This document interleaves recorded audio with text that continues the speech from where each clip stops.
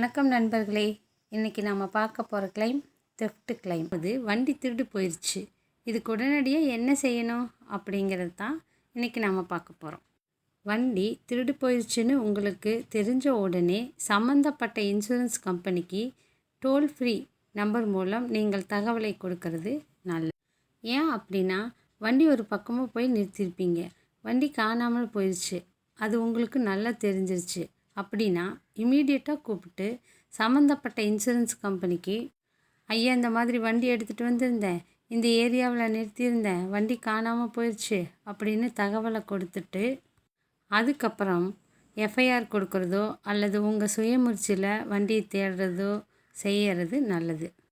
ஏன் உடனடியாக தகவல் கொடுக்கணும் அப்படின்னு சொல்கிறேன்னா, இன்சூரன்ஸ் கம்பெனியை பொறுத்த வரைக்கும் வண்டி காணாமல் போயிடுச்சுன்னா 48 மணி நேரத்துக்குள்ளே தகவல் கொடுக்கணும். ஒரு சிலர் என்ன சொல்லுவாங்கன்னா, போய் எஃப்ஐஆர் வாங்கிட்டு வந்து அதுக்கப்புறமா இன்சூரன்ஸ் கம்பெனிக்கு தகவல் கொடுக்கலாம் அப்படின்னு சொல்லுவாங்க. எஃப்ஐஆர் வந்து தமிழ்நாட்டை பொறுத்த வரைக்கும் சீக்கிரமாக கொடுக்கறதில்ல. அதுவும் 2 வீலர் பொறுத்த வரைக்கும் சீக்கிரமாகவே கொடுக்கறதில்ல.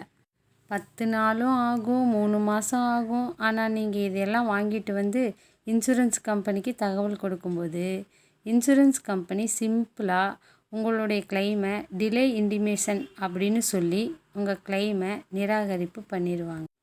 பணம் வாங்க முடியாது. அதனால் தொலைஞ்சு போயிடுச்சுன்னு தெரிஞ்ச உடனே முதல் வேலையாக இன்சூரன்ஸ் கம்பெனிக்கு தகவல் கொடுத்துருங்க.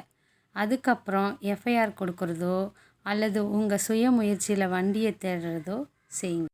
சப்போஸ் வண்டி கிடச்சிருச்சு அப்படின்னா ஒன்றும் பிரச்சனை இல்லைங்க. சம்மந்தப்பட்ட இன்சூரன்ஸ் கம்பெனிக்கு போய் இந்த மாதிரி வண்டி கிடச்சிருச்சு அப்படின்னு ஒரு லெட்டர் கொடுத்து கிளைமை வித்ராவில் வாங்கிக்கலாம். ஒரு சமயம் கிடைக்கல அப்படின்னா இந்த கிளைமை டிலே இன்டிமேஷன் அப்படின்னு சொல்லி கிளைமை நிராகரிப்பு பண்ணிடுவாங்க. இதை எப்படியாவது வாங்கலாம், ஆனால் கோர்ட்டுக்கு போய் வாங்குற மாதிரி இருக்கும்.